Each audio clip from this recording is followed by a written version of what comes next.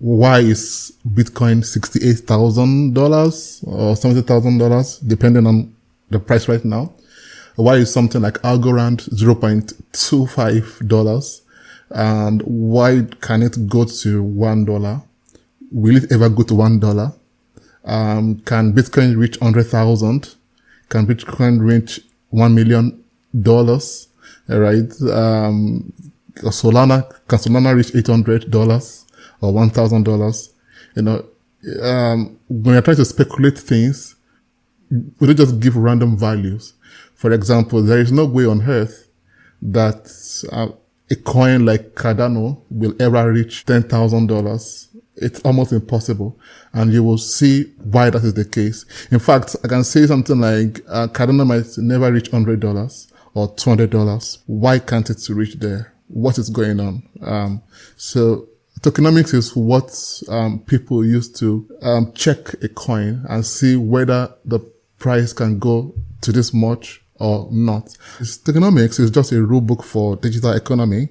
So it's all about understanding how tokens within a blockchain project function and gain value. So let's look at the breakdown of what tokenomics look like. So before we go to explaining what affects tokenomics, let's just look at something called the market cap of a coin. So here on my screen is Algorand.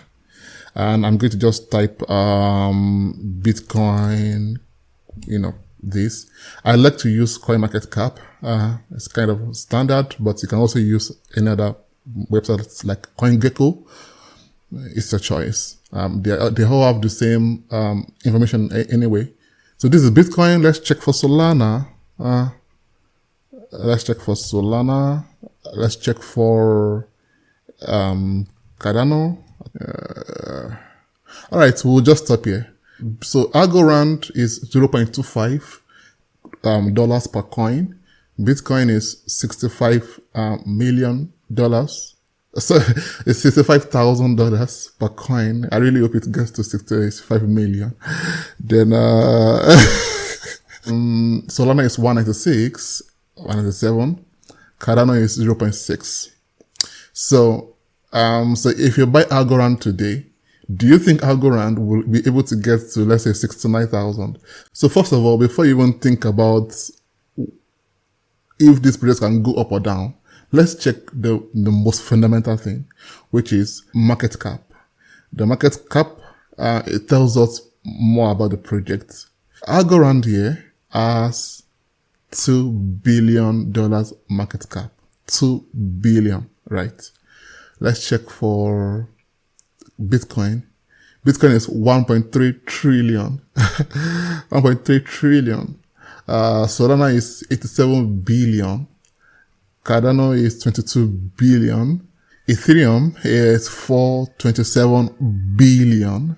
So you can see that the biggest cryptocurrency we have right now is Bitcoin with 1.4 trillion, $1.3 trillion. Other projects that are probably in billions, right? Market cap. So I like to use Bitcoin as the standard. So where Bitcoin has reached, other coins can reach. So for example, Ethereum can actually reach Bitcoin. So if Bitcoin is 1.3 trillion today, we can see that Ethereum may get there. So that means right now, Ethereum still has a huge potential to grow. So from 427 to 1.3, it's a 3x, right? So if Ethereum grows to the price of Bitcoin, then you can have 3 times your money. Bitcoin can also keep growing, right?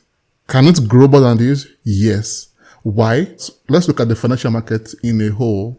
Biggest asset we have right now in the world is gold. And gold, let's check gold market cap. It's 15 trillion. So which means if Bitcoin can get to the market cap of gold, Bitcoin will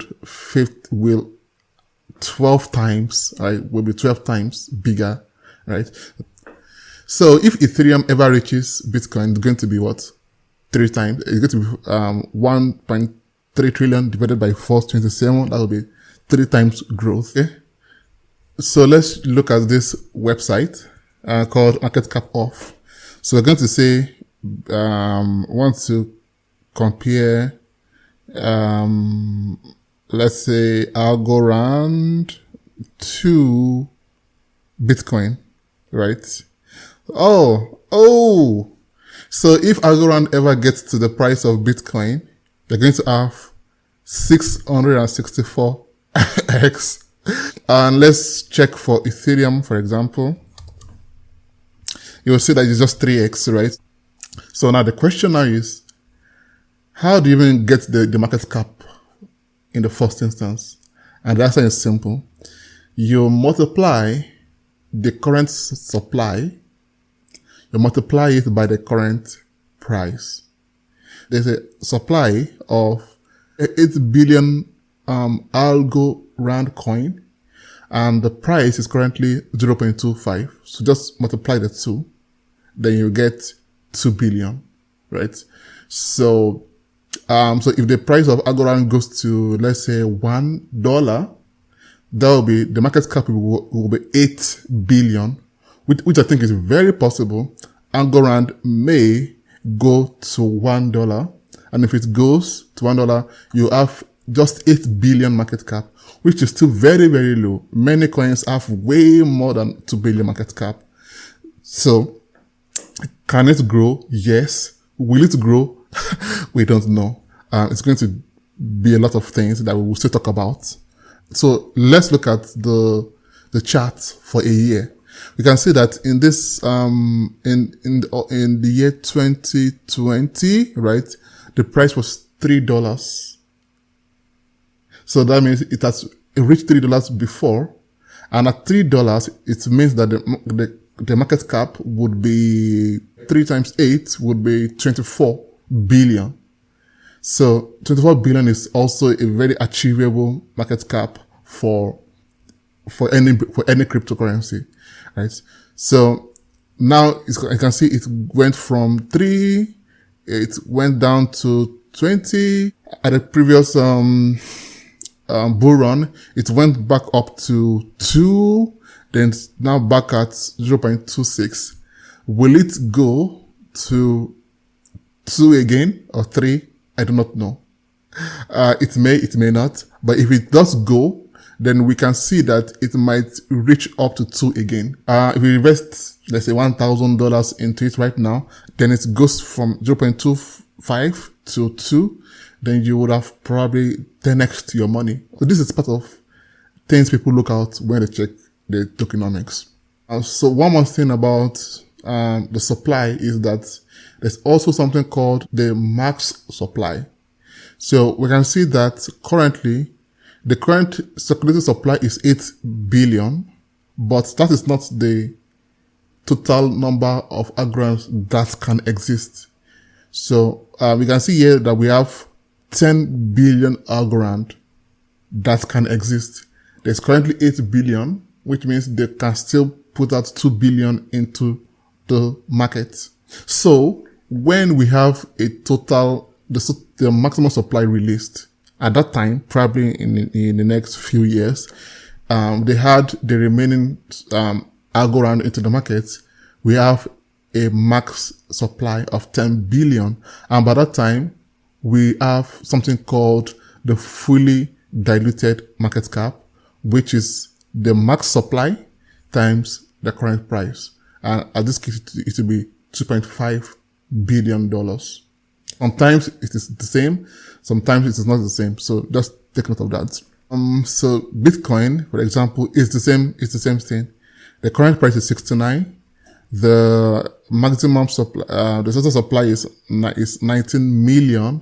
The max supply is 21 million, right? And this is the current market cap, and this is the fully diluted market cap, 1.4 trillion.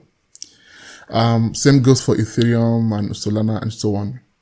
So now let's talk about tokenomics in terms of economics now. What makes, let's say, Bitcoin go from, I don't know, almost zero value, $3, $2, whatever, And now it is at 60 something thousand per token. And you will see some other coins that never go up. So the first thing is the supply and the demand, right? So this is a big one, and it is the basis of economics, supply and demand. So now let's go back to why Cardano is 0.6, why Bitcoin is 69,000. So the first thing is the supply and the demand. Let's compare Cardano to Bitcoin. Cardano has a supply of 21 million only. So the smaller the supply, the higher the demand, the higher the price. That's a simple law of economics. Let's look at Cardano. Cardano has 45 billion max supply, which means it is extremely high compared to, let's say, Bitcoin. 45 billion is way more than 21 million, right? So there's high supply. So of course, the price will be low. So now let's take, for example, that Cardano magically is the same price as Bitcoin, 69,000, which means the market cap would be 69,000 times 45 billion. So let's see how that's going to go like. That will be over 3 quintillion. 3 quintillion. I'm not even sure if you have so much money in the entire world. So which is why the first thing you need to know is the supply. The higher the supply, the lower the price of each coin. It is also possible that you have a low supply of coin, but there's no demand at all. So let's say you have 1 million tokens and nobody still wants it. Nobody wants to buy it. It is as good as nothing. We've talked about the supply, which is determined by the developer. Now, the demand, which is talk about people.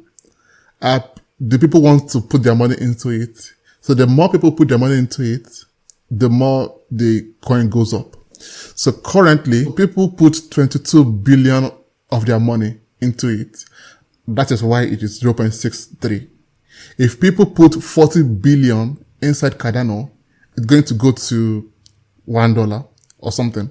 If people put 100 billion into Cardano, the price will go to $3 or $4. So as you can see, the demand is also very important. In Bitcoin, people have put 1.3 trillion of their money into Bitcoin, which makes it go to $69,000. If everybody withdraw their money right now, and you have only $1,000 left that people put it in Bitcoin, Bitcoin will crash to 0.000 something, right, dollars. So the supply is there, but the demand also must be there. So there must be a balance between the two. If the supply is kept like this and the demand keeps going, the price goes up. If the supply is kept this way and the demand goes down, the price goes down.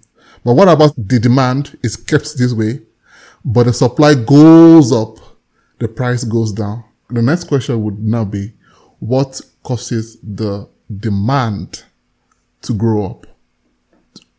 Right? What makes people want to put their money into Bitcoin? What makes people put their money into Solana, right? Into, I don't know, shitcoins like Pepe or Dog with Art. That comes to utility. The utility of a project makes people want to go into it. Bitcoin, for example, is the mother of all cryptocurrencies. It is very valuable. It has a very limited supply. It is the model for all of the cryptocurrencies, which is what makes people trust it and invest their money into it. Ethereum, for example, the second crypto that came out, I think, also has great utility. It provides flexibility for building dApps, building smart contracts and all, right? So it is very valuable. People see the value in it. People build programs on it. And that's why people invested 5 billion of their money into it. And this will keep going up. Same with Solana. It is extremely valuable. It is cheap. It is fast. It is going up. People have put $87 billion of their money into it. Cardano also promised a lot, right? To be, proof of stake. And so much people are putting their money into it. People believe in the project, and the project has utility. The smart contracts are there. The more people think that the project is valuable, the more they want to invest their money into it. So utility. The next thing which drives up the price is the bond mechanics. So some smaller projects, they start with a huge number of tokens, like let's say 100 billion, and they bond part of these tokens. So when you bond part of the tokens, the supply goes down. This is one thing the developers also use, and they use it so much in smaller projects. When I mean bond a token, it just means send part of the token to a wallet that does not exist, which means the token is gone. So that also increases the price of the token. The next is incentives. If you give people incentive when they use hold and not sell your tokens, maybe airdrops or taking rewards, people tend to buy and hold it for long. So which also increases the demand and increases the price also. One other thing is hype, especially when it comes to meme coins and some smaller cap tokens. What builds them is hype. If an influencer hypes up a token, the token goes up. People just rush and buy it because somebody has talked about it. As an example would be, let's say, the Dogecoin, which is the mother of all meme coins. It's just a useless token that has no value. And Elon Musk just talked about it, and what happened? The price went up.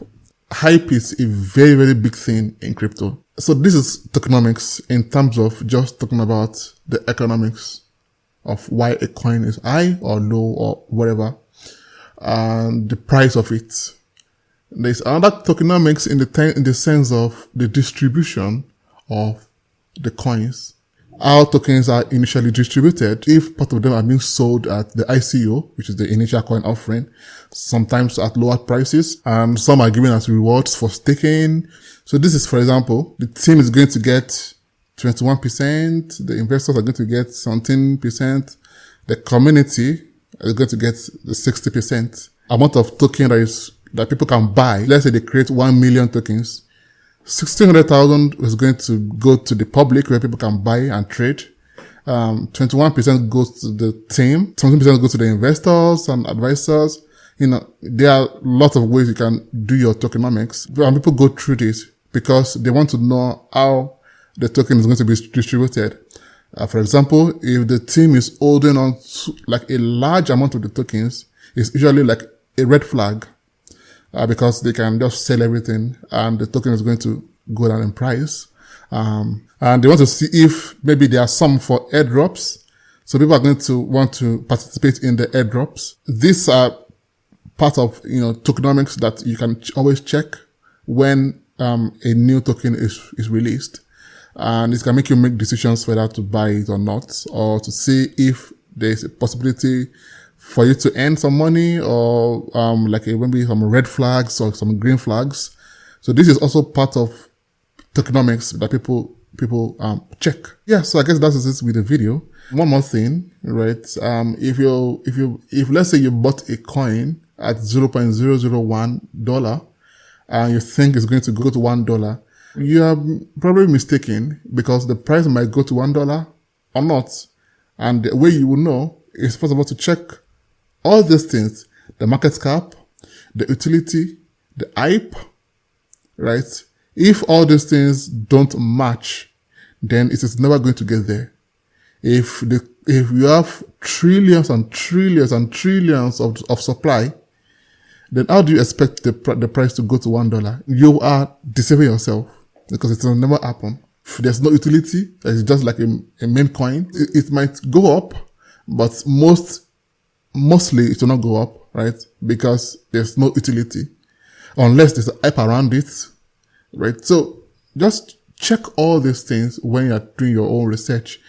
So I'm going to do one thing. You want to buy a coin like let's take one layer one. Layer ones, let's take a layer one coin like near protocol. Do you want to invest in this? If yes, then you want to know how much it can increase in value.